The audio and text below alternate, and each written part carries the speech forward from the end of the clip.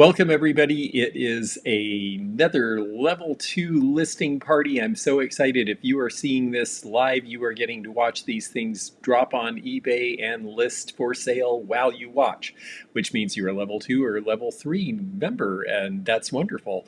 If you are seeing this on the replay and you're not a member, check out the join button or check memberships in the description of any video to find out more about what that entails. But in any event, you will be able to click on the listings for these items, go see how they're doing on eBay, see if an item has sold, what the bidding is like. I do all of these auction style. I do it once a month. It's great to be able to pick some really interesting and fun things. And boy, we've got some this time because we've got a little bit of paper ephemera, we've got some pop culture things, we have a little bit of art glass, we've got some really beautiful European porcelain, and a few other surprises to boot. So let's have some fun and take a look at these items that I have put aside for this month's listing. And the very first one we have is this little guy.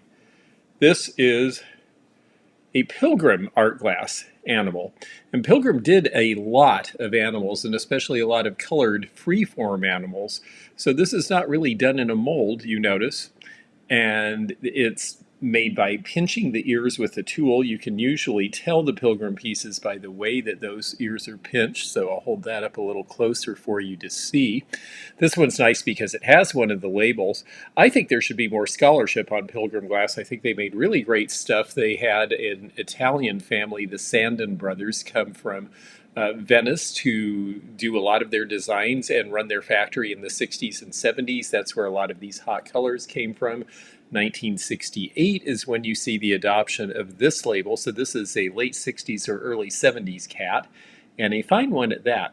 And Pilgrim animals do not sell for quite as high as Blanco or some of the other companies. So, but they made such a great variety of colors, such a great variety of characters that I think they're well worth collecting. So we're putting this one out at $9.99 or a buy it now of $29, because that's about what they go for typically. I think they're a little undervalued when you compare the look and style and finish of this to, say, Bluebirds of Happiness. Well, I think that Pilgrim Glass actually is a pretty good deal for collectors, and I had a lot of fun being involved with that company when we used to run their factory outlet store in Centralia, Washington, so I got really familiar with their stuff, and I just think there's a lot of good sleepers in Pilgrim Glass, so a name to look for when you're out there. This next guy here, everybody probably recognizes as Snoopy from the Peanuts cartoons. Snoopy and the Peanuts cartoons came out in 1950. It's interesting, Charles Schulz did not want to name them the Peanuts Gang. He wanted it to be about the characters individually, and he did not want it to be called Peanuts. He thought it didn't have anything to do with the script, but the United Features Syndicate informed him that yes, that would be the name because it sounded cute and appealing to children. And I guess it worked out because everybody knows who these guys are now. So this one is the soccer ball bank. Now there's something about Peanuts with dating that people get hung up on a lot. This one says United Features Syndicate, copyright 1958, 1966. Well, those are dates we see on a lot of these pieces, because those were two of the main copyright dates for the characters themselves. And because of that, we see those dates on a lot of Snoopy and Peanuts related merchandise, including new items. So that alone does not tell you the date. This one was not carried by Hallmark until the late 1970s because soccer was not a popular sport in this country until the late 1970s, when it started to take off on the West Coast and then became popular across the country. So because of that, we know this is a 1970s piece. It's got its original rubber stopper.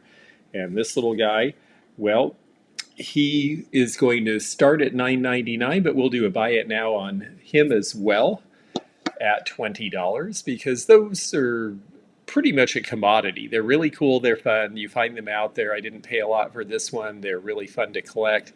But you're going to see more of them. So we know about what they sell for usually. Now this we don't know what it'll sell for, and I'm very curious to find out. This is from the 1940s. It is from New York City, and it is Gay Blades, New York's finest roller skating. Roller skating became really popular right around the end of the Depression when people were able to start affording roller skates and more pavement was laid. And so there were places to skate and roller rinks started to appear. Very popular in the 1940s in particular. I know the little roller rink in Centralia hosted the 1949 World Championship for roller skating, but a lot of times those events were held in New York because there was a lot of interest there. Now, gay blades means something else in our current parlance, and because of that, this has cross-collectible interest. And so, typical roller skating sticker from a roller rink from this era usually sells $15 to $20. I expect this one might go as much as $30 because of the graphics.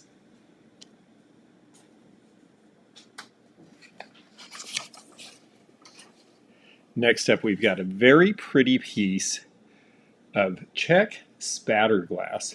This is 1930s, and I really like Czech spatter glass. Now, a lot of people call this end-of-day glass because it is true that originally a lot of the spatter glass was made by workers at the end of the day just using whatever leftover colors were in the kiln and making whatever they could out of it. And so you get these marbling effects. Well, the Czech glassmakers figured out pretty quickly that that was a neat look and that people would buy that, especially in these fun 1930s colors, this chartreuse and this hot orange, and it's black amethyst inside, so the colors really pop against that black base.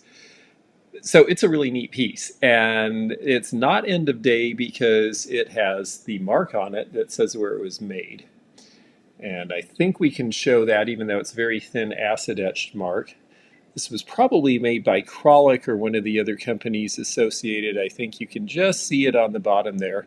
Made in Czechoslovakia. And that is the reason we know it's not an end-of-day piece, because they wouldn't have bothered marking an end-of-day piece with that because there'd have been no point. It wasn't going to be exported. So this one we know was made intentionally for the American market sometime around 1935. It's a nice little 7-inch piece. We're starting this at $29, and we're just going to let it go where it should. I suspect it could go somewhere in the $45 to $50 range because the color combination and the shape, it's traditional and yet streamlined like Art Deco, so it's really very appropriate for the period. And I think those things are going to be the things that will attract a new collector to want to have it in their house.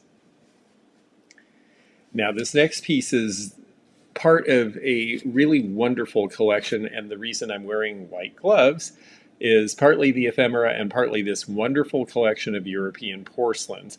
And these actually do deserve the white glove treatment because they are old enough and they use a type of gold paint, for example, that could easily be bothered by the oil in your fingers.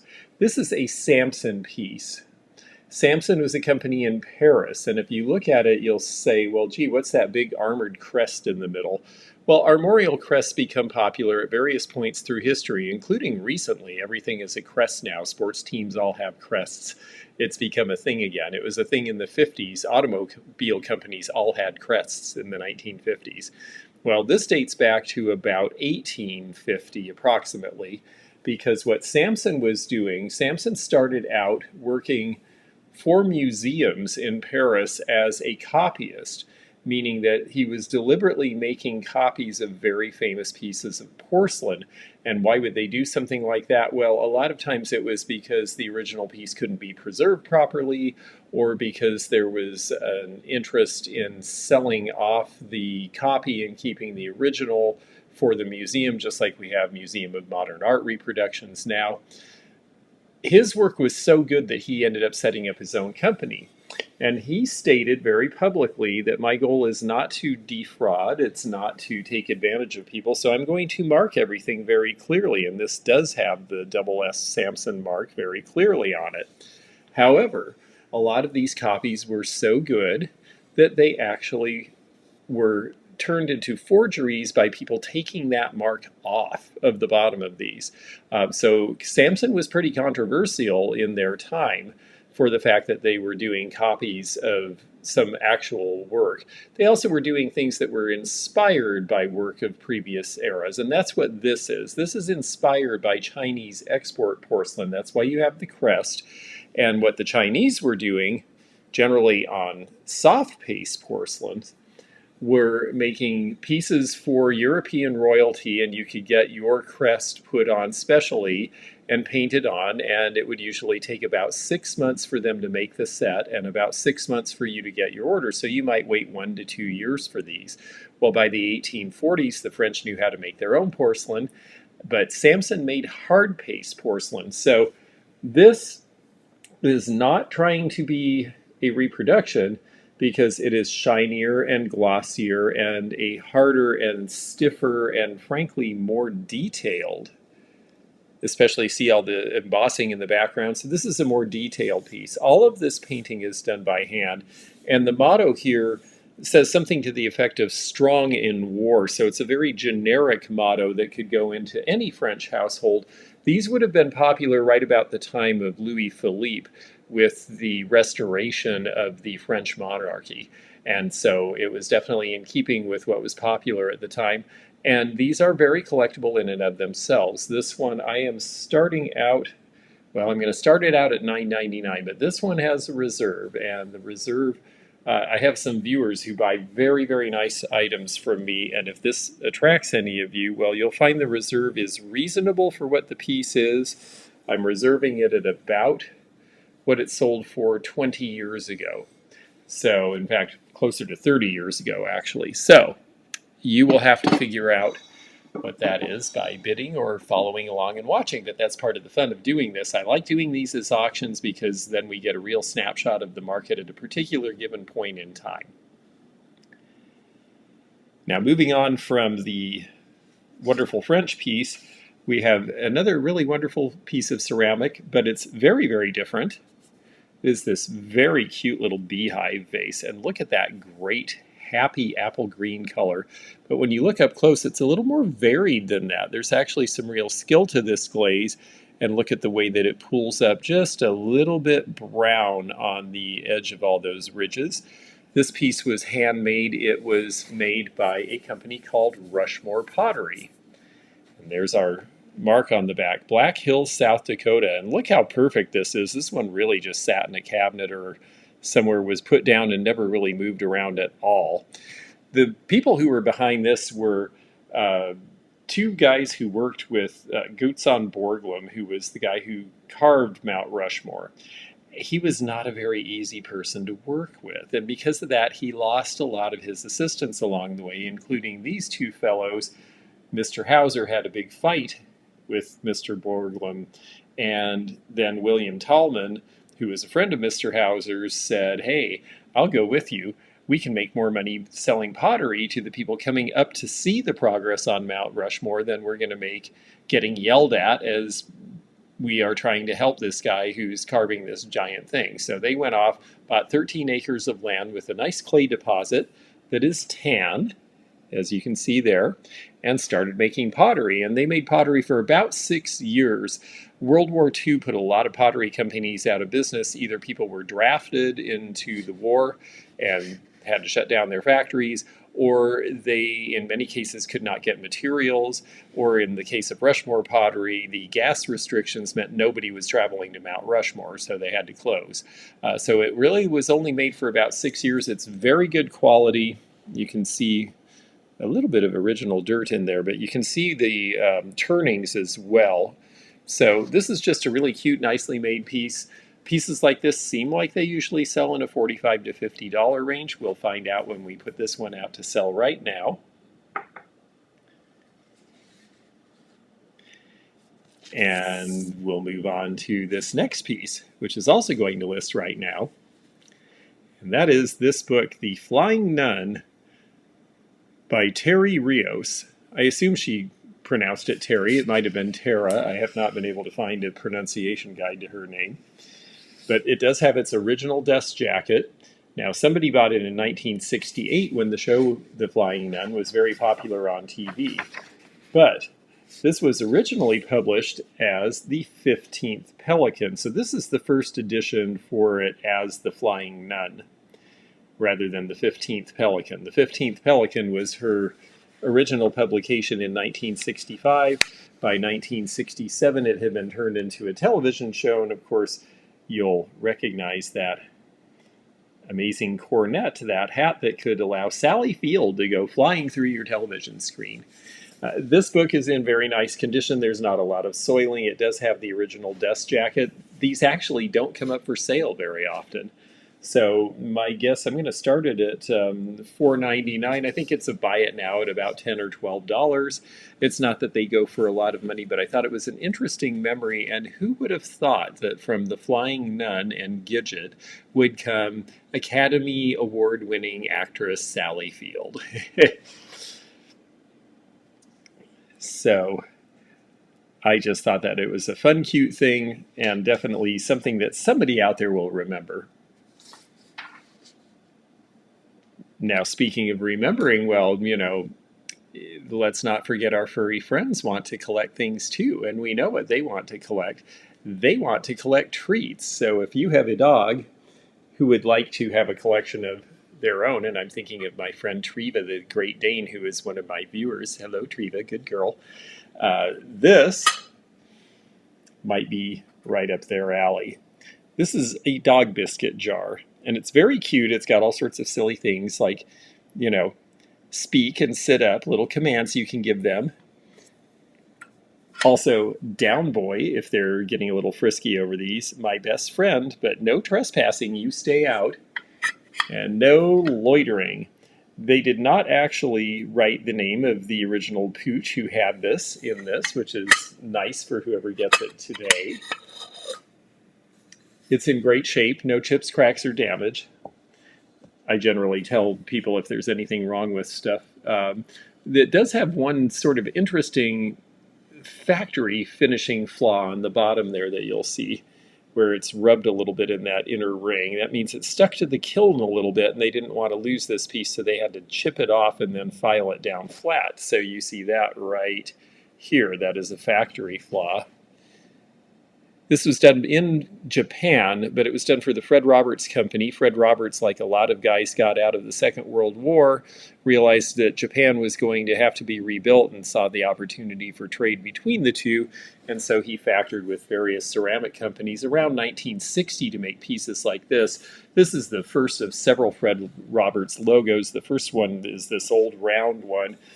Then they went to something that was a rectangular label, and then by the 1980s, which I believe was their last decade of importing items, they went to a logo with a trolley car in respect for being from San Francisco. This little guy is just cute. I have seen none of these on eBay in all the time. I got it last year in Marietta. I put it in an antique mall. It kind of ended up on a low shelf. I don't think anybody noticed it. I've decided that it needs to go out onto eBay, where I see nothing at all like it to compare.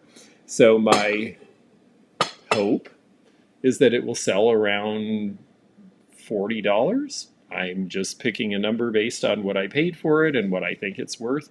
But we're going to find out together, because we're going to start it at $19.99, no reserve, and see where it goes. I think sometimes when you have the only one of something, that is the time to set a low reserve if you can, and see if you can generate interest and really float that number, because there's nothing to compare to. So it's really more about the love of the item and somebody who really wants that for their collection. Well, it is true that I probably need to get some readers. I don't think these are going to be them, though, because I'm going to sell these. These are Warby Parker. Now, these are one thing that are not very old. I do sell for people on consignment as well, and these came along. But I liked what I saw about their philosophy, so I thought, well, let's go ahead and put these on, because I can't sell these. These were made about 10 years ago when Warby Parker was first starting. I have to also tell you, I cannot see a thing out of these. My friend that I'm selling these for has really bad eyes, apparently. I had no idea. But they fit me. I have a fairly slender face, but they definitely have that nerdy chic appeal.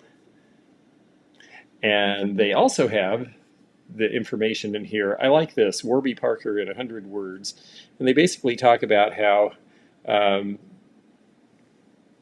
this fellow left his glasses and then he had to go buy new ones, and he was talking with his friends about how expensive they were, and they said, gosh, we ought to have glasses made in the United States that are good quality and don't cost a fortune, and then we'll give one away for everyone that we sell. And I thought that was a really neat idea, and because they are still doing that, as you see on the card here, I figured that, hey, let's go ahead and see how these do. So you would have to take these out and put in your own prescription unless you need bifocals that are, I would say, a little heavier than readers for reading and really strong for distance.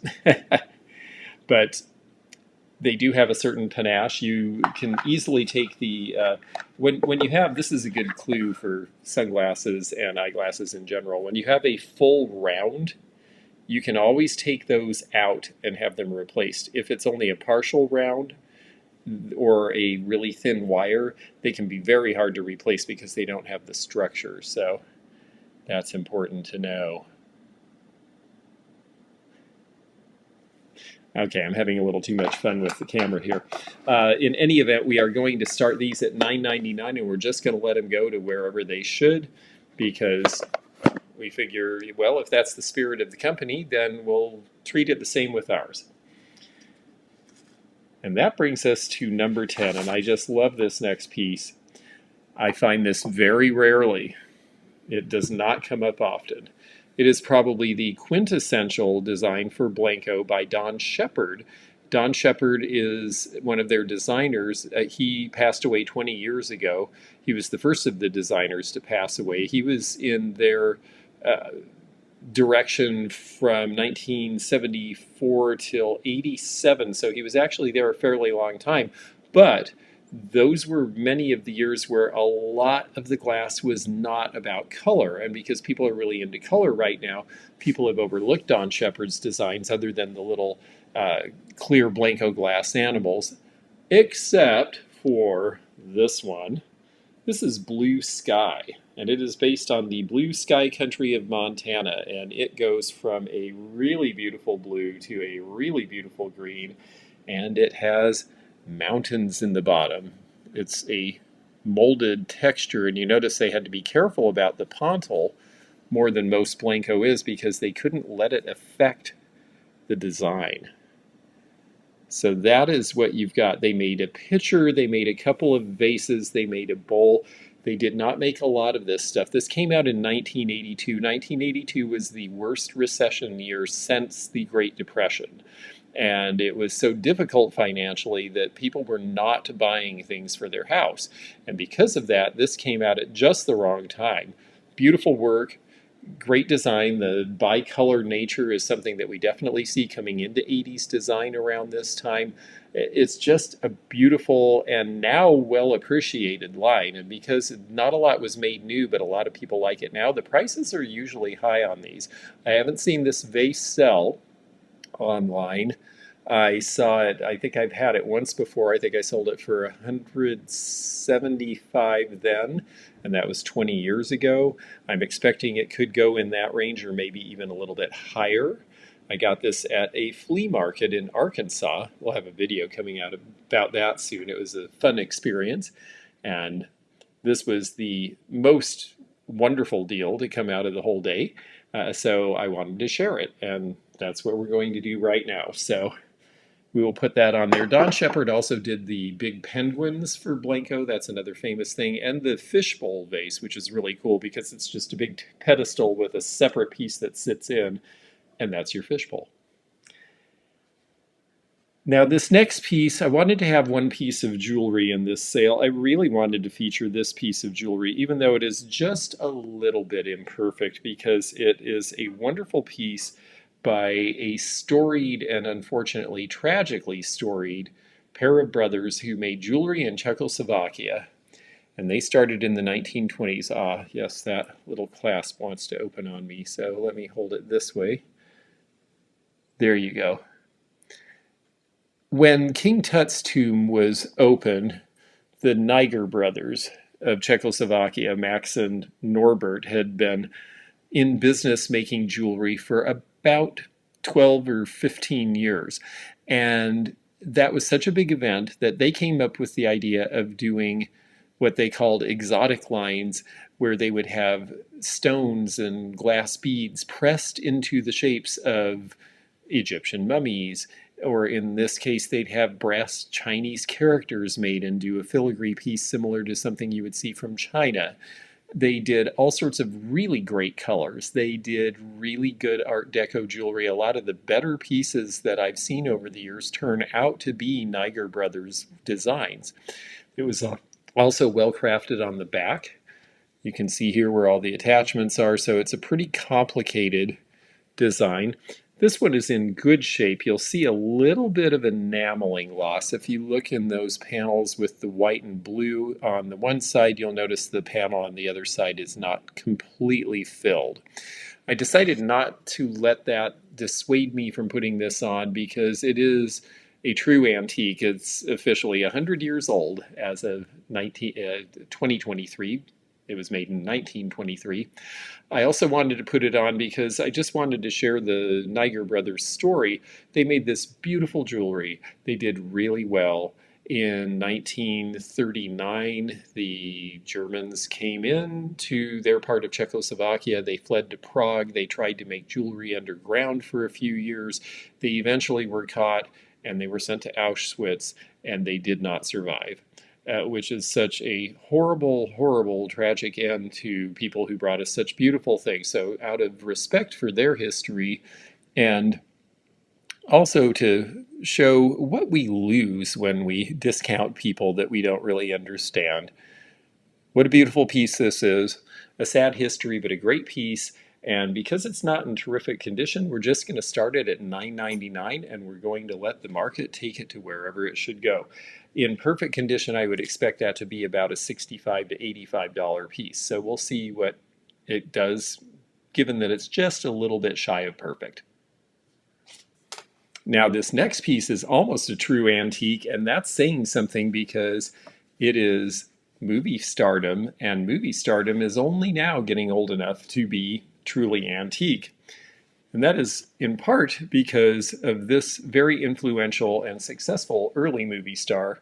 This is a signed fan photo from Mary Pickford, and you can see it's signed cordially Mary Pickford. It's great actually that it's not signed to a particular person. People who are collecting autographs after the fact prefer that they not be addressed to somebody who is not the current holder of the autograph. This is a fairly scarce autograph to have, even though she was very popular in her time, because she was popular in the time of silent movies. And this is from about the time of her first talkies, when she got the flapper bob, and that was quite controversial because people had always seen her as having the long flowing hair, but she was trying to stay relevant. There is a bit of untruth that has long been circulated in Hollywood saying that the reason that these folks did not transition well to talkies is because none of them could speak well and they all had squeaky voices and they were not suitable. That's absolutely not true in the case of Mary Pickford. In fact, Mary Pickford pretty much invented movie acting. She was in a couple of Broadway shows. She was in a few films with D.W. Griffith. She really loved it. She figured out quickly that you needed to simplify your motion and not try to emote in the same way that you do as a stage persona, that it was a different medium and that you were going to be softer and yet more expressive in it. And she got that down really fast. And because of that, she became really famous really fast. She had a couple of movies that grossed over $1 million. She was able to ask for higher and higher salaries and eventually was able to put $250,000 in with the other folks, including Charlie Chaplin and D.W. Griffith, who formed United Artists. And United Artists formed because they were people who were in the movie industry who were trying to get away from the control that the studios and the kingmakers had. So the studios and the kingmakers started saying, well, the reason that they are not making it is because they don't know how to speak properly. And the studios for years have used that excuse for dumping these folks, whereas in reality, they really just wanted to dump their high salaries. So, interesting little bit of lore there. She had a rather difficult life later in life. She followed her family into alcoholism, unfortunately, but she still had all sorts of money and respect. She ended up being named to the Motion Picture Hall of Fame, I believe it is. Uh, Pretty great considering she started out as a semi-abandoned waif in Canada. She made a good life for herself. So I just really think that she's an interesting person. She was certainly super famous in her time, and her autographs sell for pretty good money, even though this one is not in perfect condition. And again, we're going to start it at $9.99, and this one, no buy it now. We're just going to let the market take us there. But this could sell for over $100. So we're going to find out now.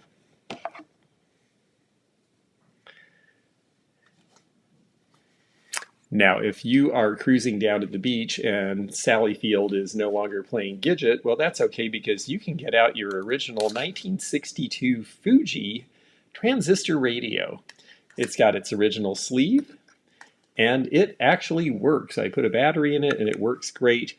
It's got its original handle. There's only one original thing it doesn't have, and I was so excited that it worked that I didn't catch this.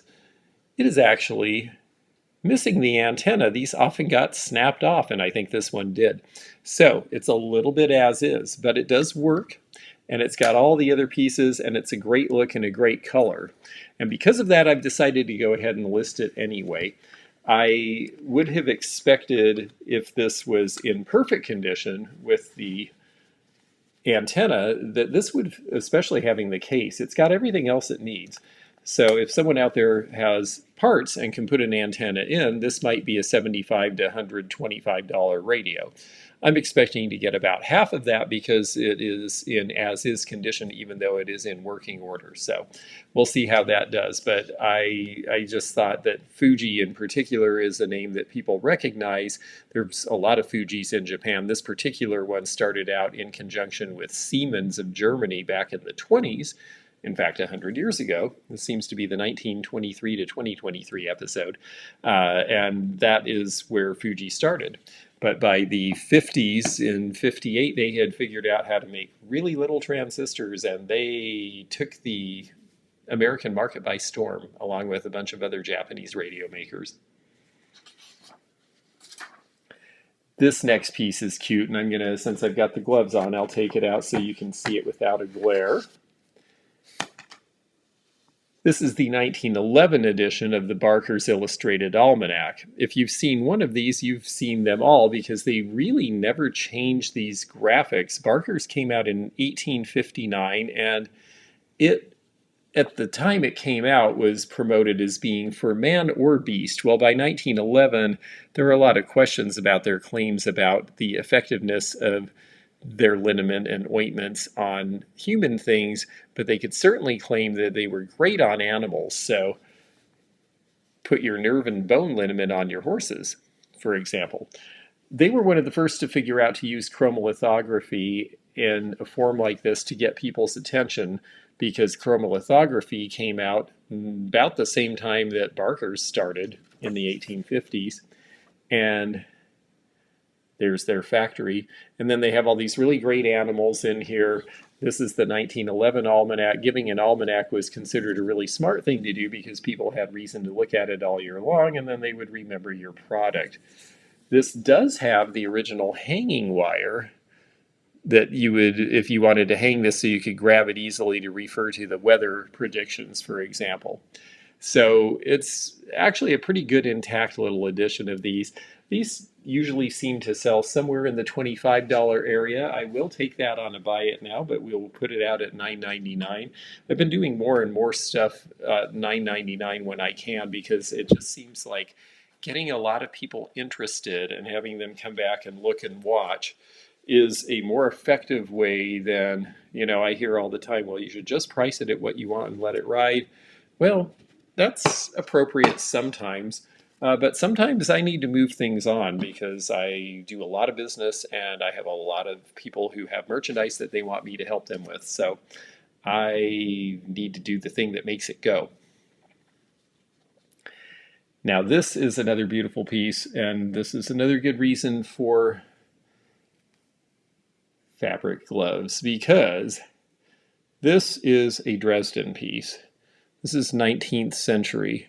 I'm wearing the gloves so that I do not transmit any oils into this very fine brocade-like porcelain that you can see. It's almost like tapestry in the texture that would easily absorb oil and dirt if you're not careful. It's really elegantly hand-painted. Dresden is such good quality. There were about 40 different Dresden. Here's this particular company's mark. They all had the blue crown mark. Dresden had 4 major companies, but there were 40 companies in Dresden doing decorating before the end of the Second World War. Meissen would supply the figures, usually seconds actually, and then the decorating companies would apply lace, do extra painting and extra detail, so they would give it a whole lot of extra color.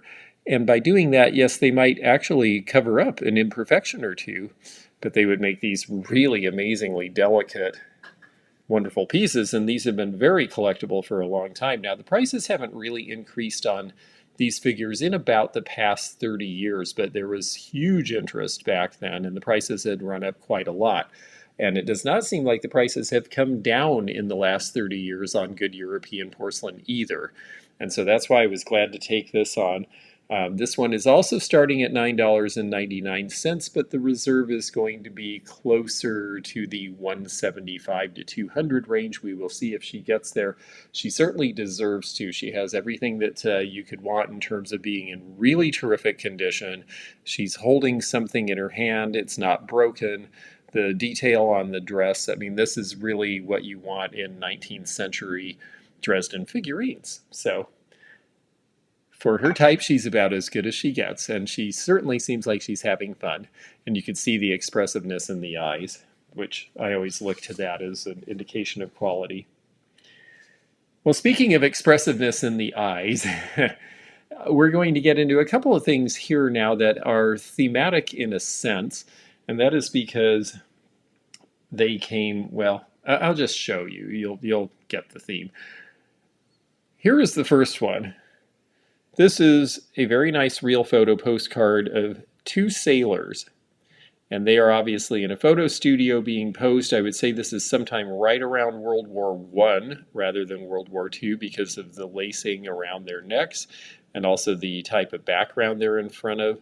We could probably tell for sure if I took the time to ascertain whether the ship that they are on, you can see the names of the ships on the bands there, if those ships are listed somewhere and when they were running.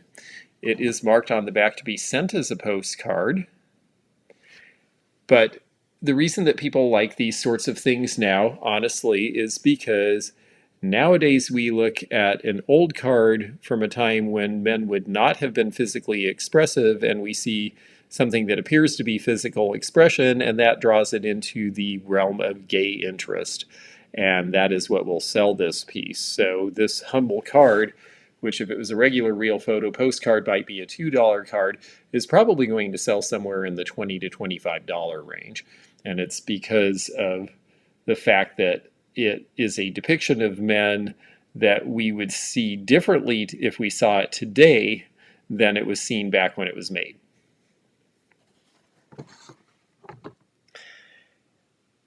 This came from the same collection.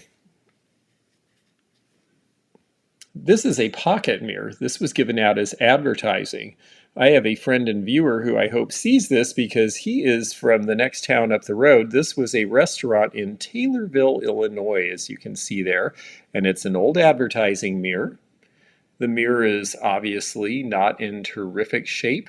The mirror is not the part that sells these. It's the advertising, and in this case, well, someone had a restaurant. And someone had a restaurant that opened, I'd say about 1900, which means that the use of the nickname for Richard that we see here in America was not yet considered a slang nickname for a part of the male anatomy. It was already starting to be called that in England, however, and pretty soon that spread, especially because of the First World War. And so about 10 or 15 years after this was made, it became unintentionally funny. And I will just leave the rest to you to figure out why that is. But I believe that the nature of the message in today's context means that this could be a $35 or $40 piece. There's really nothing like it for sale online at all. So it's really just a question of who finds this sort of thing either amusing or who has a collection of Taylorville memorabilia or perhaps advertising mirrors that they would like to have this go with. I shall say no more. And that brings us to this little gem. It just keeps getting better. If for some reason, after seeing those last two items, you think that you might have a problem with your errant mail, you may need to buy this. This is the Little Jewel Chastity Preserver for the errant mail. It comes from about 1970. It is in the category of novelties. In fact, I loved when you go online, let me read to you what they say the category that it has to be listed in on eBay is. It is Home and Garden, Greeting Cards and Party Supplies, Party Gags and Tricks. And yes, indeed, this is definitely a party gag or trick. And when you open it up, it is quite medieval. And it looks like it would be rather effective, especially because it does not come with a key. So you really had to be an errant male. I expect that this will sell. They usually do when they come up on eBay. They seem like they go for about $25. And we're going to have a buy it now of $25 on that piece. Now let's get back to sophistication and class, because we do have some wonderful items to wrap up with here. The first one is this, and this is really a great piece. It is a wonderful purple glaze, and the background on this is that this was the brainchild of a man named John Strange, who, after going to school in Oklahoma, went to Fort Hays, Kansas, to the college there. And he started a pottery factory and got a gig as the professor of ceramics at Fort Hays College. And he was able to do that while he was doing his art studies there. Well, when he got done there in 1938, only 3 years after he started, he then was hired as an assistant art professor at the University of Wichita and started their ceramic departments there. Ceramic departments were a big thing in 1930s universities, and the reason was that the Smoot-Hawley Tariff Act of 1930 just killed international trade. So suddenly we were not getting ceramics from Japan and Germany in the numbers that we needed. Even in Depression times, we were not getting enough supply.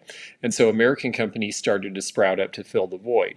And American colleges saw that as a potential avenue of employment that someone could learn this skill and do for themselves, which in the Depression was a real issue. So that's why this was made at Fort Hays College in Kansas. You see very little Fort Hays pottery. This was one of their more ubiquitous pieces, but you really rarely see this one either. He really was known for really great glazes because he had worked the ceramic studio in conjunction with the National Youth Administration starting in 1935, which was a Depression-era project. So he was able to get some funding and actually do a better quality product than you might expect out of a college kiln. So a neat little piece. I'm starting it at $29.99. I got this in Las Vegas along with the Rushmore pottery piece. They were in the same case, and when I was shopping with Danny the Niche Lady and Tiffany from Thrifting Vegas, they were picking stuff out of that case like crazy, and so was I, and this was one of my picks. So we're going to see now if there's somebody who understands and appreciates prairie-era college pottery of the 1930s. But then we have one last really beautiful ceramic piece that I want to share with you. This is the last piece of this particular drop of items on eBay. And this one is a real beauty. This is by a company called J. Fisher, in Budapest, Hungary. Now, J actually in our language used to cipher as this, if your initial was I or J, you wrote the same letter. And that was true in Hungary as well. So the person who founded this was actually a second generation potter who trained at his father's factory and at Heron by the name of Ignác Fischer. Ignác with an I, but that means that it translates to a J, and so that is why you see the mark J. Fischer, Budapest. Budapest was a big ceramic center for many, many millennium, actually, and they still make good pottery there. This was not actually to look like Heron, though, even though he was trained there. This was actually much more like Zolnay's work of the aesthetic period. This would have been sometime between 1867 and about 1900. His firm eventually was absorbed by Zolnay. But look at all of the detail and way down into the bowl. And someone had to hand glaze all of that and make it as uniform as possible while still doing it freehand to get these medallions right, to be able to work in such close quarters and to get all of the design all the way around the piece. It's just really an amazing amount of work that it took to make these sorts of things. And in a Victorian parlor, this would have been a real stunner. This would have been something somebody paid up for to show their opulence and the fact that they could have something that was made. Yes, this could be functional. You could certainly put fruit or something in it, but that's not really what it was about. This was about being a piece of art and being really, really conspicuously gorgeous in and of itself. And I think it really does a great job of it.